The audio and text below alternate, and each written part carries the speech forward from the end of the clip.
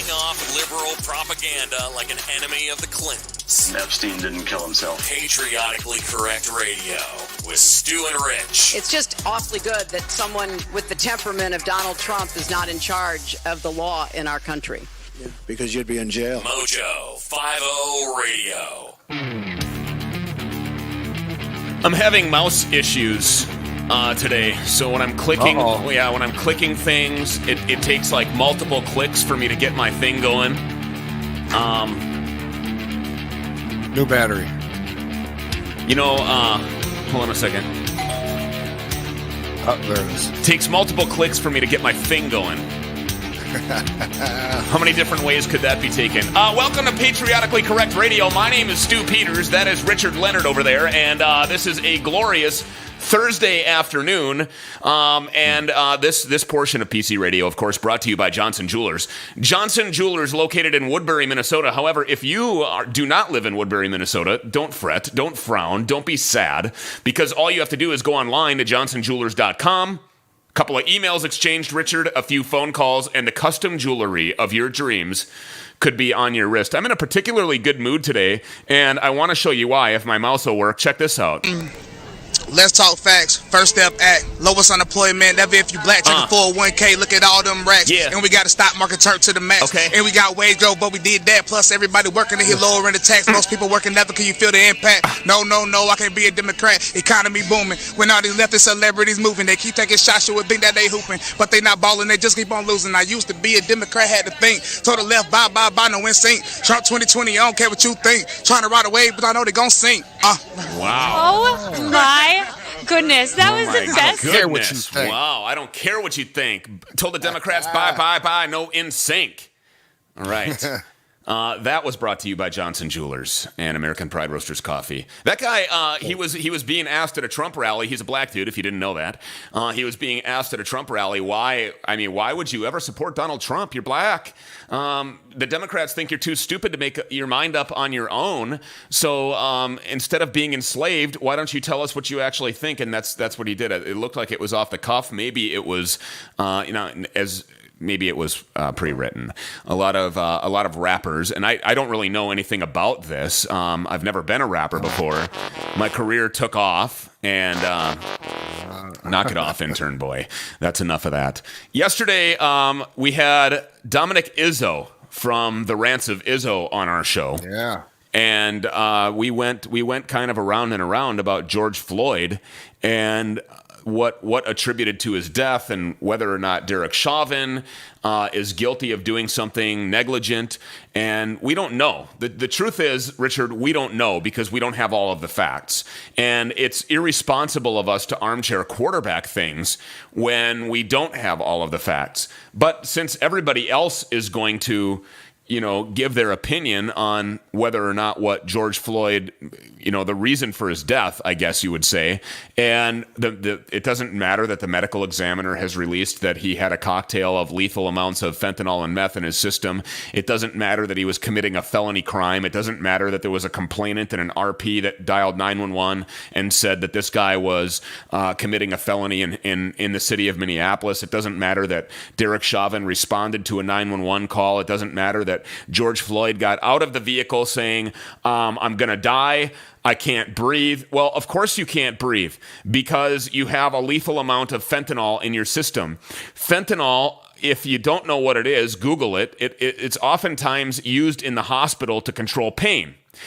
There's a cocktail that is made by medical professionals that part of that cocktail is fentanyl. It's not 100% fentanyl. It's a mixture. And the number one side effect, negative side effect I think the number one side effect is pain reduction and numbness. But the number one negative side effect is respiratory issues. It inhibits your ability to respirate. And so when you overdose on fentanyl, what you're doing is you're suffocating.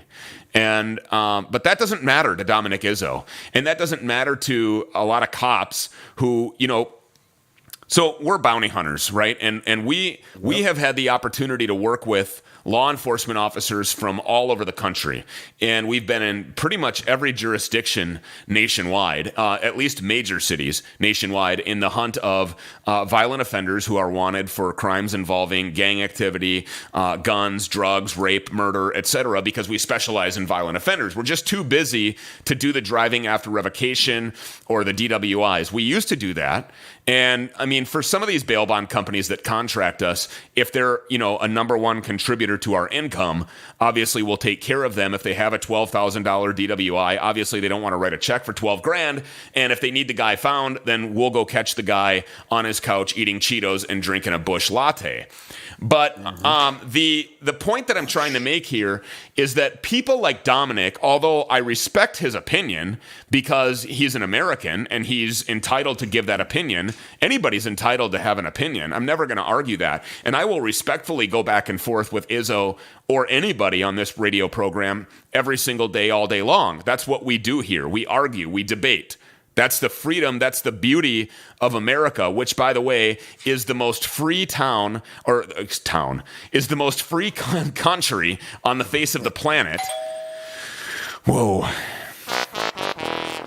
It is the most. Intern boy is active today. He is. It is the greatest nation on the face of the planet, undisputedly, no questions asked, which is why millions of people come here every single year to escape real oppression, real racism, real fascism, which is what a Biden America would look like. Let's just check this out here real quick. Let me see if I can get my mouse to work. Hold on here. Yeah. There's another rap song for you, Richard. Burn the precinct to the ground. Every city, every town. Death to America, they chant. Why don't they move the F out? I don't understand why they just don't move out. With the profound words of the day, maybe Joe Biden himself can opine on that.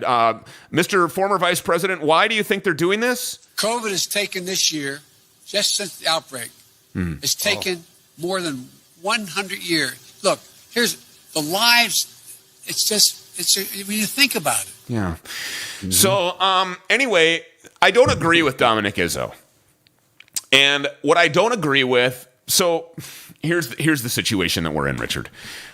All right, let's hear it. We have these. And for those of you listening on iHeartRadio, Mojo 50 Radio, thank you very much. Welcome to the program. There's 500,000 of you and growing, and we really appreciate that. And so does Johnson Jewelers and American Pride Roasters Coffee and Adjust Today Chiropractic. By the way, if you want to advertise on this low-budget afternoon radio program, no problem. Stu at thepcradioshow.com. That's STEW, like the shit you eat. Stu at thepcradioshow.com. Send me an email. We'll help you sell your product. That's how it works. If you have a T-shirt brand, for example, let me just throw this out there. Relentless Defender. We got to get at those people. Their tagline on their shirts is patriotically correct. I mean, how perfect would that be? Fit. So if you wear Relentless Defender, let's start a petition. Let's just email these a-holes and tell them you're nothing without PC radio.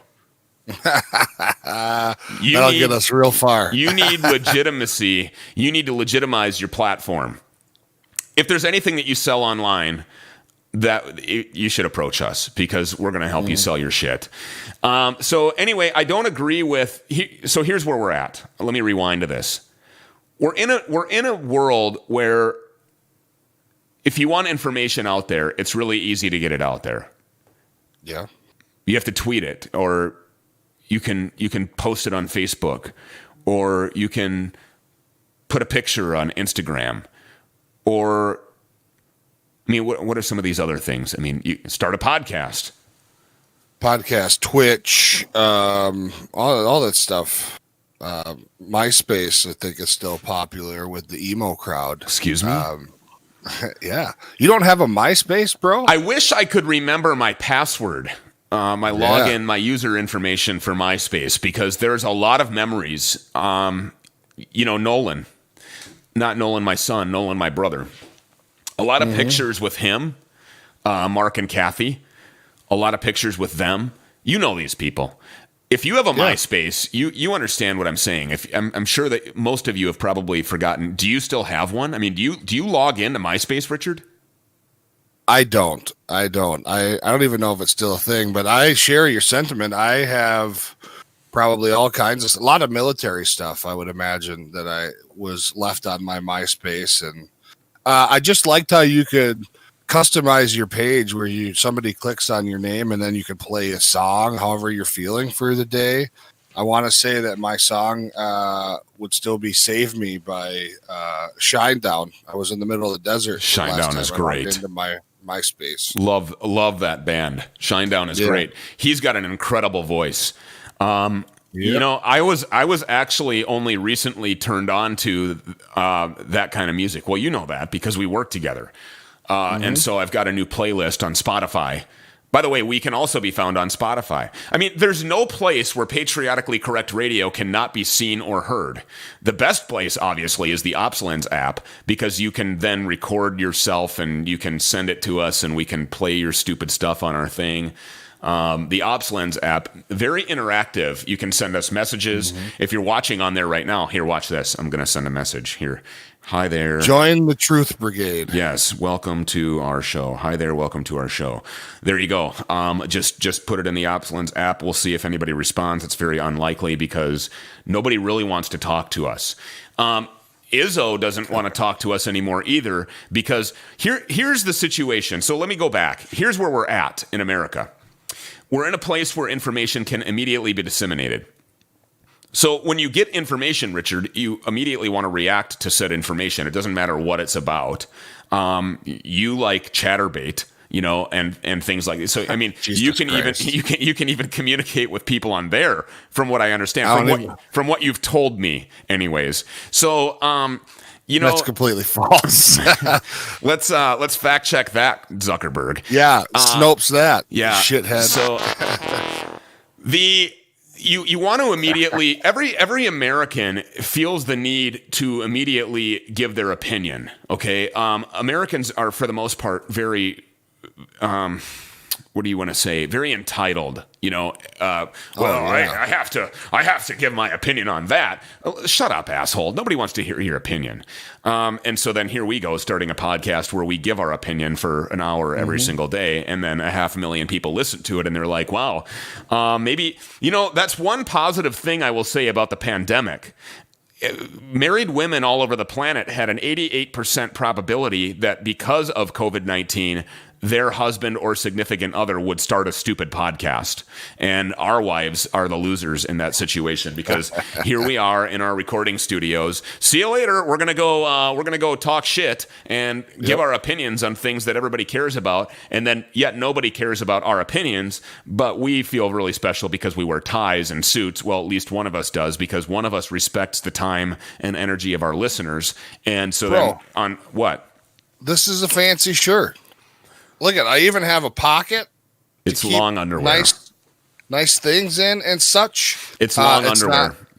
This is a for those of you that are thermal. Yeah, for those of you that are not watching on OpsLens, first of all, I feel sorry for you. I apologize. I empathize with you because I didn't know about OpsLens before either. I do now. And so that's why I have it. But look at Richard here. This is a poop brown colored, or well, no, it's not poop brown. Olive drab. Yeah, olive drab. Yeah, okay. And it's nice weight. My nipples don't even stick through when they're hard because I have that like constant nipping out deal going on. This is a nice shirt, and it looks really good with a blazer. But my blazer's at the dry cleaners. That's bullshit. Anyway, we were talking about Izzo. Well, we were talking about the fact that Americans feel like they are entitled to immediately interject their opinions into things, which is fine.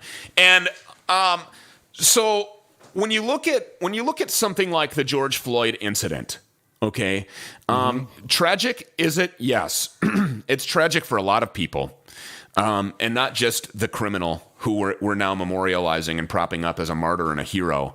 And we literally, I mean, there's a memorial, and there's memorials all over the place. The Minnesota Vikings, for example, are offering the George Floyd scholarship and just gave a scholarship in his name. He's a criminal thug home invader.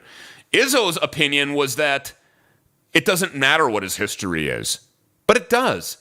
It identifies who he is as a person. Okay. And Izzo I called into his show to argue more about this last night. I don't know if you guys listened to the rants of Izzo last night. If you didn't, go back and listen to me. I called into his show, and because it was bothering me all day that this guy has, he was a cop. And what he told me on the rants of Izzo last night is, well, Stu, you're not a cop. Well, it doesn't really matter. Okay, first of all, you and I will do more police work today when we're done with this show, when we go to arrest the guy wanted for rape of a minor child who's a predatory offender, who may resist or may not, we don't know. And if he does, he'll be met with superior violence. But he told me that we're not a cop. We'll do more police work today than a lot of cops in today's day and age will do this week or this month or even possibly this year if somebody's getting their minimums, or depending on what city they live in, or if they're shut down because their admin will walk away from them, whatever the motivation is. And I'm not discrediting police. I'm not saying that police have a lesser job than we do. And a lot of people will say that, and people will be on Correct Radio, on Twitter at Correct Radio, or at Real Stu Peters, or at Real Richard J, and they'll be saying, oh, yeah, you guys are cop haters. I can't believe that you would say that. Well, first of all, that's bullshit, because nobody would be quicker to jump out of their truck and help a police officer than you or I. If we see a cop fighting, we're in the fight. Yeah, we've done it multiple times. Even troopers. Those low-life sons of bitches. I don't really mean that. I used to mean that, but the troopers, the Minnesota State Patrol changed my perception of them during the wake of this whole George Floyd thing. Those sons of bitches mean business. Yeah, they come to play. That's for damn sure. So Izzo was saying, George Floyd's history doesn't matter, but it does, because it makes him who he is today. Just like the history of our country matters, because it makes us as a country who we are today. Had we not gone through real oppression, real segregation, real racism 450 years ago, we wouldn't be a race-sensitive, inclusive, equal opportunity country like we are today. If we were not raised the way that we were, Richard, you were raised by a black guy and a white woman, which shouldn't matter, but it does today. It matters today because that's the day and age that we're in. For the longest time, you were told that you were what? African American, Caucasian, and American Indian, right? Yep. Yes. And then you took your Ancestry.com. They don't pay us, by the way. The spit test, yes. The DNA test, and found out that was a lie. It wasn't a lie because your parents were trying to perpetuate a lie. They just were ill-informed as well. That's what they had been told. Okay? And so then you find out that you're a Nigerian Jew. And that's fine. I mean, we're not going to judge. I don't have any idea what I am. I've been told for the longest time that I'm German, mostly German, and then Scottish. I'm a direct ancestor. So Stewart is my first name, and that's Stewart, right? Well, my first name was because my grandfather's last name was Stewart. Okay, William Vernon Stewart. Great man. Super strong man. My grandma, super strong also, that little peanut. My grandpa had Parkinson's disease, and he was a big man. Parkinson's, one of the side effects of it is that you can't move around on your own. You need a lot of help.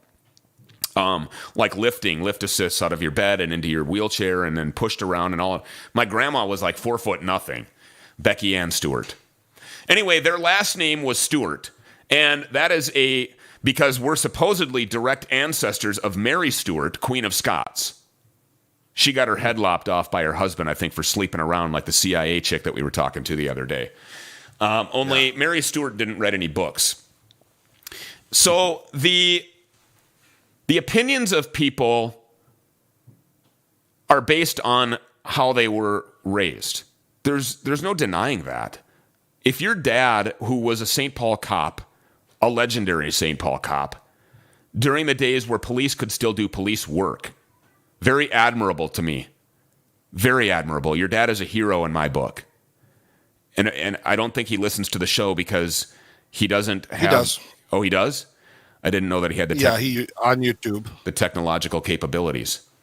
Okay, well, so I had to help him.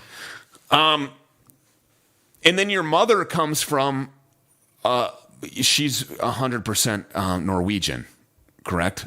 Polish, yes. As a matter of fact, her mother came off of a boat from Poland, right? They all came as a family. My grandfather, my grandmother, my aunt, and my mother.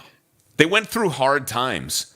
And even in Poland, there was oppression, and they fled from something. They came to the United States looking for something positive, just like 1 million documented people do every year. And then how many millions of undocumented, we don't really know. Less now that Donald Trump has put 300 miles of border wall on the southern border as he promised he would do. Because in our history, Richard, he's probably the only president that is actually focused on living up to his promises that he delivered during his campaign. Yeah. But I digress. What I'm saying here is that no matter what you try to claim or no matter what you try to say, you are indisputably a direct reflection of your upbringing. If you crash a car because you're looking at your cell phone when you're driving, what are the chances that you'll do it again? Less, right? Because you learn from your mistakes. If you get caught doing a crime, what are the chances that you'll commit the same crime again? Probably less, if you're a sane, level-headed person. Or, how about this? Let's just say that you've decided you're going to be a career criminal. Okay, like George Floyd, for example. The probability that you'll work harder at concealing said crime increases because you've learned from your mistakes. Maybe the mistake that you learn from, or maybe the way that you choose to process it is not, well, I'm not going to commit that crime again, but you're instead going to say, well, I'm going to get better at doing this crime and keeping it a secret and hiding it from the authorities. Or if I do get caught, I'm going to get better at running from the police. Or I'm just going to chill in a stolen car. Or I'm going to go through downtown districts because I know they'll call off the chase. The criminal element is evolving as the police environment changes. It used to be, if you ran from the police, they're going to chase you. And they're going to chase you until the chase is over. And collateral damage happens. It's a fact. Innocent people are going to die or get hurt or maimed as a result of this chase when somebody crashes through the picture window of that building over there. But so in current times, they've changed that to, well, we have to be more sensitive to that. Okay, I can see both sides of that. Izzo's perception or opinion is that the perception of the public is important for police work. My opinion is I don't really give a shit about the public perception. If you have an opinion about the way that Derek Chauvin handled the George Floyd incident, and you weren't there, and you weren't Derek Chauvin, and you weren't Tu Tao, or the other two cops in their first day, off of field training, then your opinion is fine, and we will accept it. But is it credible, Richard? Well, credible, I don't know. I think that we could argue that all day. I think that there's so many different angles and there's so many different opinions about the same topic. Yes. And I think that after our show yesterday and after you had called into Dominick's show and you guys had your talk, I think that it seemed like, maybe I'm wrong, that you guys kind of came to an agreement and we're saying the same thing, but in different ways. At the end of the day, Izzo's point is handcuffs are on, fight was off. Right. Okay. I can accept that. I think you can accept that. I think anybody that does the work that we do understands what that means. Well, I do.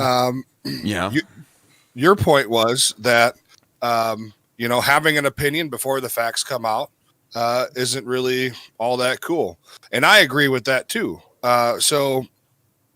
But when it was all said and done, you guys came to an agreement about what needs to be done moving forward, training and this and that and the other thing. My opinion is that no matter what happened that day, whether the cop should or should not have been called, whether he committed a crime or was the victim of a crime, whether he should have been kneeled on or not kneeled on, whether he fought or didn't fight, he was going to die that day. So, it is what it is. These segments go by too fast. We're going to come back with more of this, and we have an anonymous cop on the phone to talk to us about it, too. Ooh. Yep. He's a little pissed off and heated up. More PC radio straight ahead. Don't go anywhere. My name is Stu. That's Richard over there. Stick around.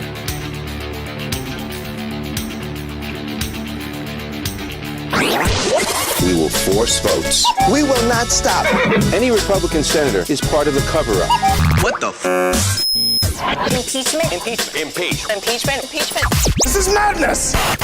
The PC Radio Show with Stu and Rich. Back in a minute. Hey, it's Stu Peters for Johnson Jewelers, a great sponsor on Patriotically Correct Radio. Johnson Jewelers, located in Woodbury, Minnesota. If you happen to live in Minnesota and you want to get over there and see them, by all means, go for it. Because you'll be so impressed with the amount of things that you find in their case. And most of it, 90% of it, I'll venture to guess, is custom made. Now, if you don't live in Woodbury, Minnesota or Minnesota Greater, don't worry, don't fret, don't be sad, because you can always log online to johnsonjewelers.com. If you have that special piece that you want customized for you, whether it's a pendant or an old necklace, maybe it's a ring that got banged up, maybe you want to buy gold or sell gold or diamonds, they buy it. You can give them a call, 651-735-4400, or visit them online, exchange a few emails, make a few phone calls, and have that custom piece of jewelry made for you. johnsonjewelers.com, an official sponsor of the Patriotically Correct Radio Show, and we love having them. Visit them online, johnsonjewelers.com, johnsonjewelers.com, that's johnsonjewelers.com. Censored by Twitter, shadow banned on Facebook, and hated by fake news media. The Patriotically Correct Radio Show with Stu and Rich. Mojo 50 Radio. Yeah, we are. We're hated by fake news media everywhere. We're hated by YouTube, as proven by their deletion of several of our episodes. People are looking for alternative forms of information, alternative sources for information. And as I stated earlier, one of the sources that you can actually be involved with is the OpsLens app. Make sure that you get over there and download it. Welcome back to our iHeart listeners and to our Mojo 50 radio listeners. On the phone with us right now is an anonymous cop who I have to, for full transparency here, and just to be journalistically responsible, I have to tell you that I know him and that we do have a history and that we are personal friends. But he was texting me and saying that he had a problem with some of the stuff that Izzo was saying. And so I don't know, what should we call you, man? What should we call him? We have to give him a name. How about just Sir? I guess. I don't know. Officer Dingleberry. There you go. And you know him too, so it's probably a name that fits. Yes. Officer Dingleberry, welcome to the show. Hey, good to talk to you guys this morning. You had a problem. Richard, don't let Stu tell you that that drab olive shirt looks bad. It looks slimming, buddy. You look very brawny today. And Thanks, Stu, brother. for your question from yesterday, I'm going to say that tie maybe was coral. Ooh, okay. Well, salmon is what Richard prefers. But it was a sharp looking tie. It was a sharp looking tie. There's no arguing that. That is a fact. Oh, no question. Fact check that, bitches. So anyway, you sir have a problem with what Izzo was saying. The floor is yours. Well, prior to yesterday, I'd never heard of Dominick Izzo. I'd heard, you mentioned him several times during your shows. I wasn't familiar with the guy. He comes on, he starts talking. He gets off that, 16 years or whatever he said he worked on the street. And you know what? If you've been on the street, 16 years is 16 years. And I give him absolute props for that. That's a long time. I mean, you guys go out on the street every day. Mm-hmm. I mean, I think we can all agree that 16 years out there, hey, hats off to you, man. I just, and I think you guys touched on it too, is when he did this whole perception thing. And I'm in complete agreement with you guys, is that if I'm out there fighting with a suspect, the absolute last thing on my mind is, I wonder how this looks to the public. No, I want to go home. That's what I'm concerned with. And I think that he really kind of did a disservice, and he kind of copped out a couple times, when he gives things like, well, do we know that he passed the bill? It's like, come on, man. Everybody knows that. Right. That's a fact. Those Minneapolis guys, they didn't just randomly show up there and randomly pick him in a car. Oh, but wait a minute. But wait a minute. George Floyd and Derek Chauvin knew each other. because they worked off duty together at a bar. So when Derek Chauvin is looking at his CAD and he sees that there's this black male that's passing this, he's committing a felony, right? Or allegedly committing a felony, and there's a 911 caller, a complainant, a reporting party, a victim, right?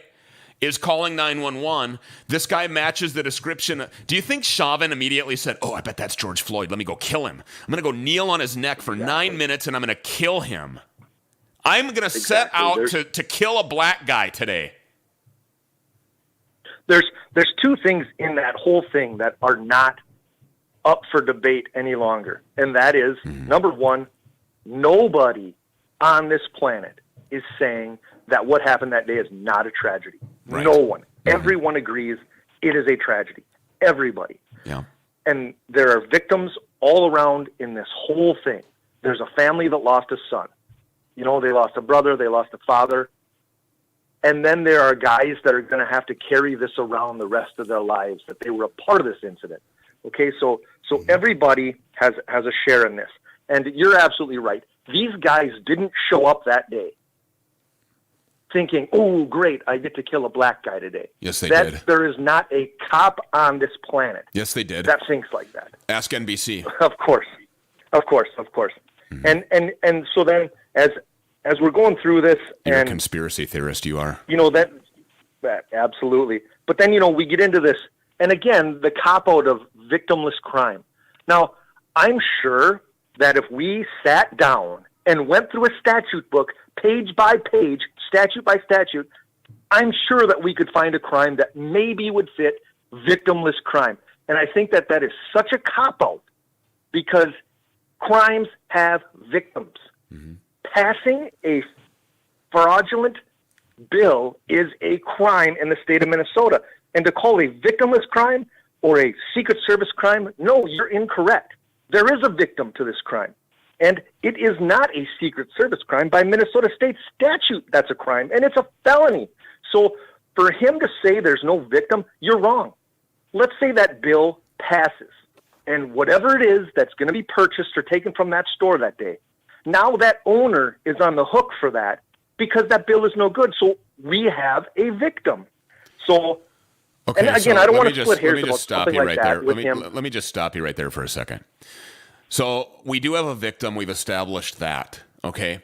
Now let's talk about the motive of the victim for calling 911. If you're Dominick Izzo, you say that the victim is racist because if the guy was white, the police would have never been called. The bill would have been handed back to the suspect and said, hey, man, try this again. To that, you say what? That's absolutely false. How do you know? Do you know the reporting party? Do you know the complainant? Do you know that he's not a racist or she? So here's the thing, man. As a human being, as a guy that goes out and works for a living, I'm not going to say I go and work every day, but on my scheduled shifts, I go to work. Mm-hmm. And if someone is trying to take $20 from me fraudulently, yes, I'm probably going to call the police. Right. Because that's what the police are there for. Right. When a crime, passing a fraudulent bill, we can all agree that passing a fraudulent bill is a crime in the state of Minnesota. You take calls for service, right? I mean, you take calls for service. You cannot say, I mean, I'm sure there's some cases where you say that's not a police matter. Please inform the complainant that they need to handle this civilly or call so-and-so or do this and that. There's some things that people call the police for that are not police matters. We all know that. The neighbor's leaves are blowing in my yard. But even if you do see a call on your CAD that says the neighbor's leaves are blowing in my yard and Sharon or Karen wants you to come over there and talk to the neighbors about their leaves or the dog pooping, even though it's a civil matter, the likelihood of you showing up is still pretty probable, right? Because they called the police for a reason. So even if you say, well, inform Karen that pooping in the yard is not a crime, but a dog off a leash is a crime, or it is at least a violation of a city ordinance in most cities or towns or villages, as where Dominick Izzo worked. So well, for us, if you, and again, I can't speak for the village that Dominick worked in. I can't speak for Minneapolis. I can speak for the region that I work in, and that if you call the police, you're going to get a police response. Right. And even if it's something like, tell Karen to leaves, to use your example, tell Karen to keep her leaves in her yard, we're still going to go and say, hey, look, there's nothing we're going to do about this. Right. This is not a police matter. But you're going to get a response. But again, now if you're violating that's community policing, right? I mean, you're showing up there because she wanted the police. So you show your presence there and say, yep, okay, so here's the squad car, and here's me, and here's my badge, and my name is so-and-so with the blah, blah, blah police department, and thank you very much for calling. And although this is not a police matter, here's what I might suggest for you, right? I mean, this is... Absolutely. That literally is probably verbatim. It's a normal police response. Absolutely. Okay. I just wanted to make sure that I wasn't just totally racist and bigoted for thinking that's how you're the not police... a cop. So right, yes. I'm not not the a real police, exactly. So anyway, sir, okay, continue. Okay, so I think, we get to this point, and I think, as I'm listening to this, and I don't know who this guy is, but again, he's told, he's been a cop. So I'm going to, he's going to bend my ear a little bit. I'd like to hear what a fellow cop has to say about some certain things. But then he kind of, in my opinion, he starts to discredit himself. It's as, I guess, but again, this could just be my personal opinion here, but I guess as a cop and having worked in this field for over a decade, one of my main things that I tell people is we don't Monday morning quarterback each other strictly because we get that these situations out there like that we watch, they're fluid and they evolve. And to armchair quarterback another cop, I think that you just really discredit yourself, because how many times have we seen that, the media armchair quarterbacks it, and then once the investigation is complete, it's 100% opposite. They got it all wrong. Yeah, they got it all wrong. And so I would just assume that a guy that had been a cop for as long as he had, that should be common knowledge that, hey, man, I wasn't there. Because I'm going to tell you this, and this is this big thing that I tell people is there's only 2 people on this planet that know the amount of force Chauvin was using. Yep. And those 2 people are Chauvin and George Floyd, and one of them can't talk anymore. Right. So, and from apprehending people that there is a phenomenal difference in if you've got the weight on your toes or if the weight's on your heels. Yeah. When you've got your knee in somebody's back. So what looks horrendous, there may only be 10 or 15 pounds in that guy's back because you've got your weight on your heel.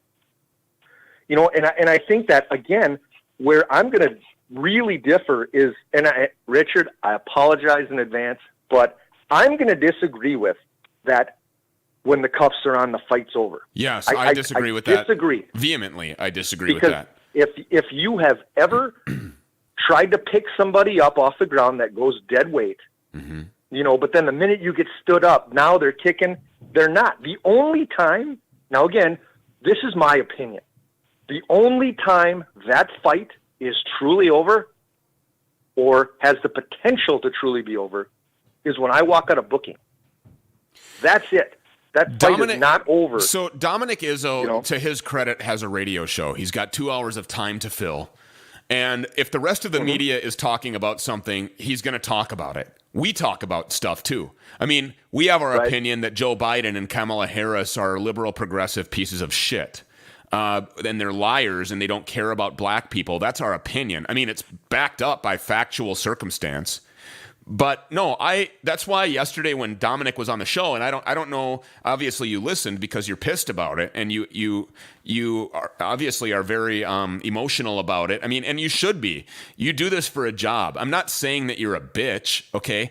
I'm saying that you're emotionally invested into it because this is the type of shit that you see every single day. You heard when he said to me, "Can we agree that he was in custody?" And there was a long pause from me, and my answer was, George Floyd was detained. Okay, absolutely. That would be the That would be if I'm on the air with my dispatch and we have somebody in handcuffs, I will say we have a party detained. I wouldn't agree that George Floyd was in custody at the time, or that the situation was quote unquote code 4, which for those of you that are not cops or don't understand what code 4 means, that means, hey, we're okay here, don't bother checking back. That was not a code 4 situation when he was in handcuffs. The fight was on. Now again, I'm sorry, Richard. No, go ahead. But in my opinion, and with my experience, what I consider in custody would be secured in my squad car. Yeah. Yep. On the street, and on the street, I don't think that that's in custody. Anytime somebody still has like their feet on the pavement, you have that party detained, capable of right. Yes. In custody is secured in my squad. That's my opinion. Mm-hmm. Okay, so you disagree. Okay, you disagree that he was in custody. You disagree that the fight was over because he was in handcuffs. You've articulated that you feel that there's no way of knowing how much pressure was on George Floyd's neck unless you're Derek Chauvin or unless you're the dead career criminal, who overdosed on fentanyl and meth. But that apparently is irrelevant. And George Floyd's history is apparently irrelevant. The fact that there was a victim but this was a victimless crime, and the only reason 911 called is because somebody was racist. This is actually really a narrative of a person who was a police officer, and that bothers me. Am I out of line? Well, Stu, here's kind of I don't think that you're out of line, but I think that you've got to put a couple of things in perspective. Now, I don't know Dominick Izzo. I've never met the guy. I've never talked to the guy.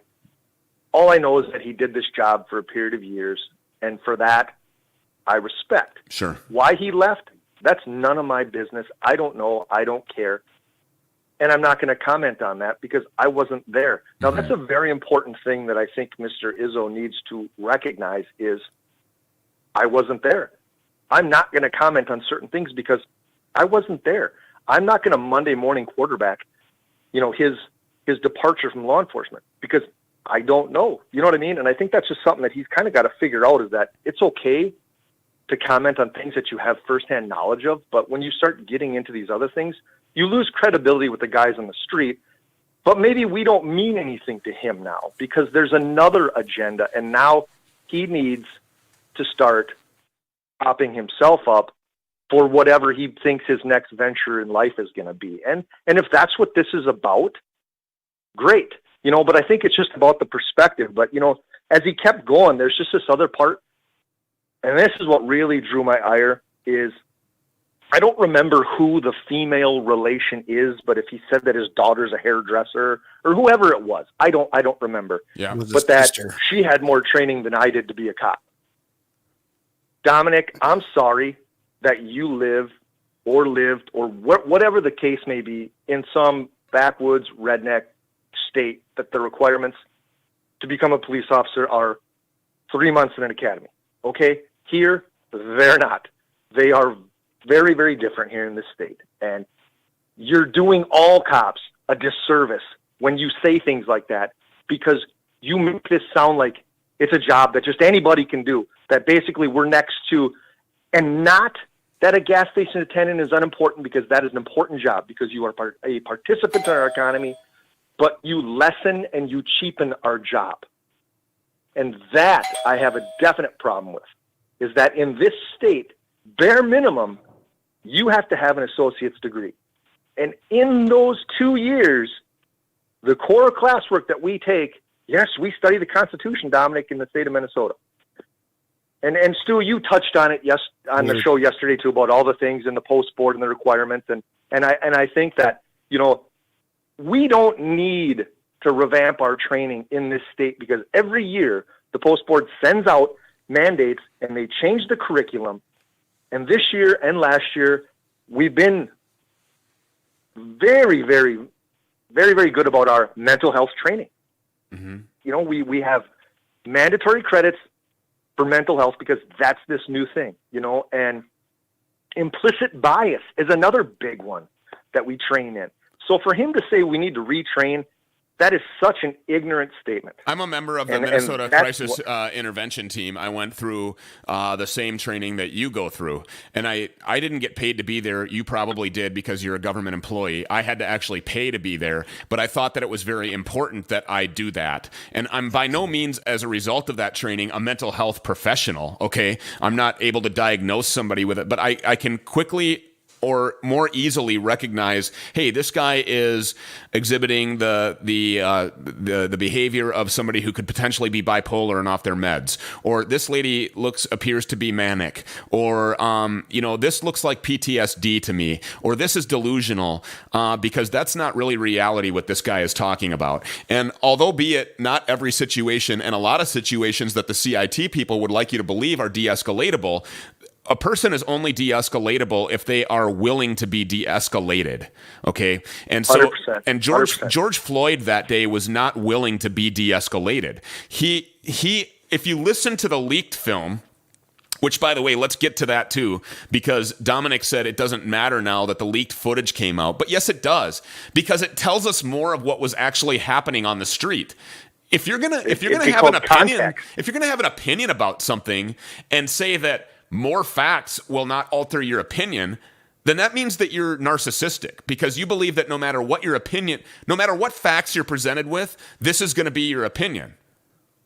Well, that's an Absolutely. Uneducated opinion then. And that is a person that, as a police officer, and I'm not the real police, let's get that clear, okay? Everybody knows that I'm just a wannabe cop. But recognize. But if I don't have the facts, how am I able to really objectively police? I'm not. And so dealing with the facts that Derek Chauvin, Tutau, and another squad, 2-man squads, 4 cops, are responding to a felony in progress. That's all they know. That's all they know, literally. That's all they have when they get there.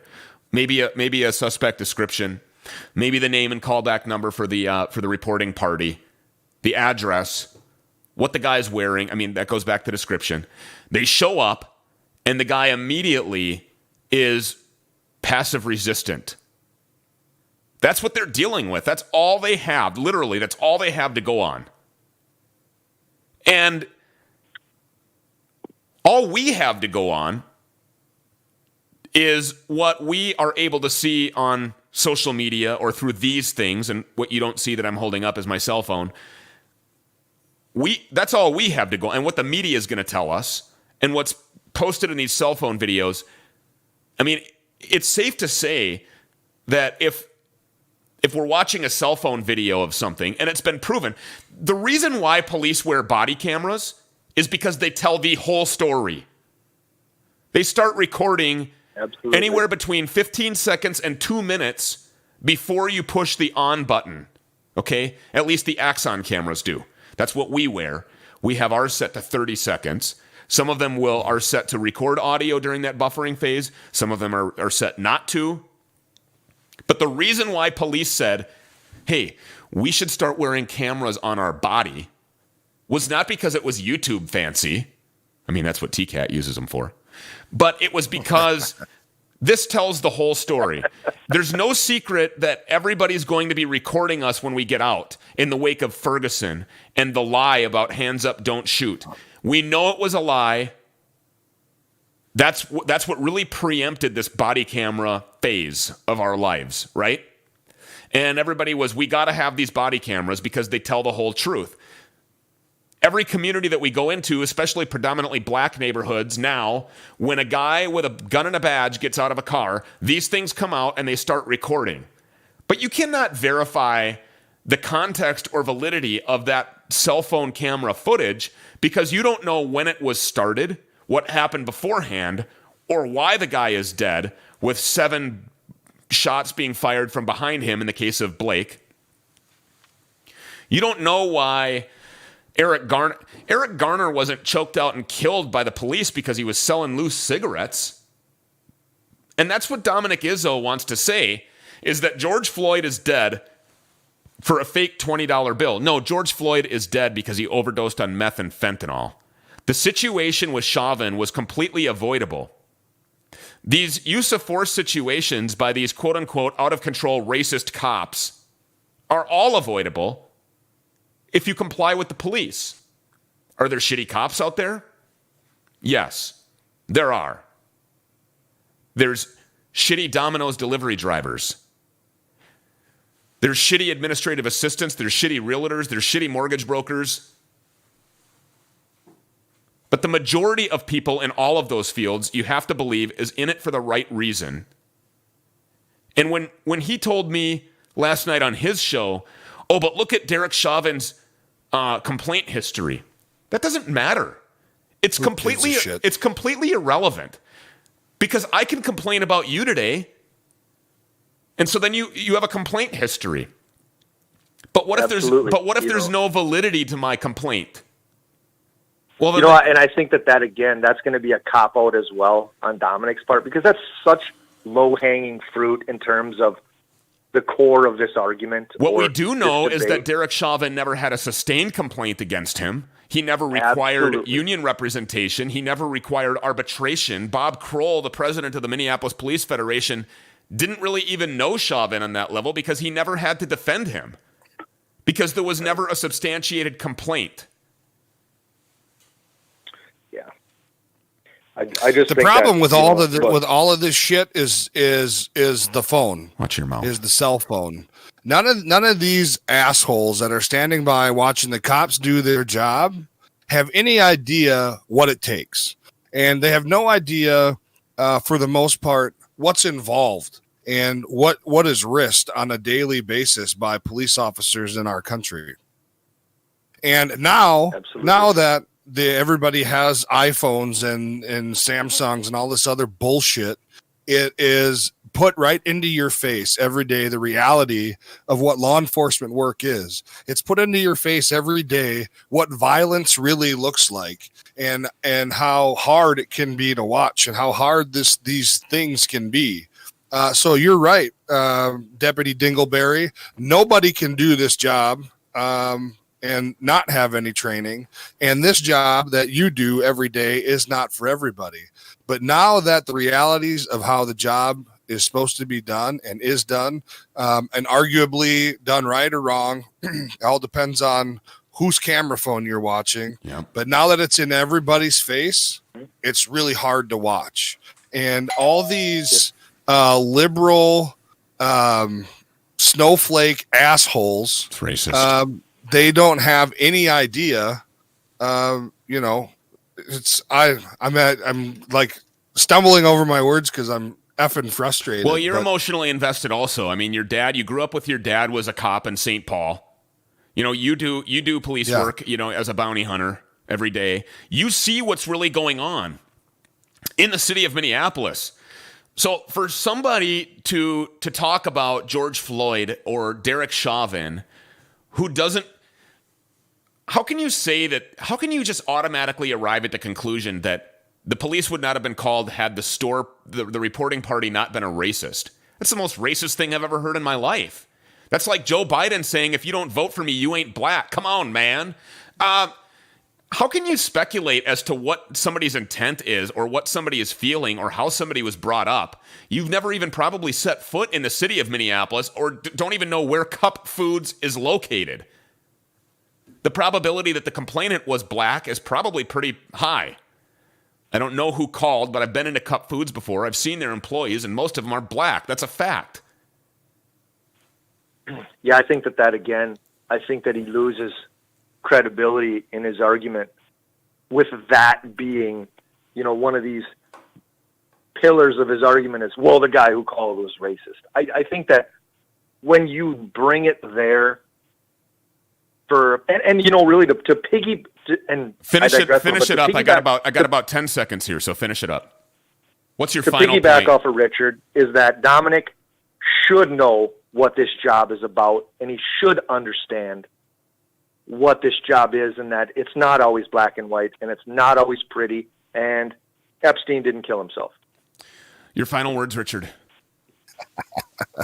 I agree. Epstein didn't kill himself, and the lady in prison will let everybody know who was really on that island. Here's what's up to it. Here's what's down to it. Here's to any way you can get to it. Here's to those that don't do it. May they be dragged to it, tied to it, or forced to it. And here's to us who do it, because we're the ones that's used to it. Until tomorrow, remember to fly low and avoid the radar. One day they're going to come for the car, and when they do, save the radio! Save the radio.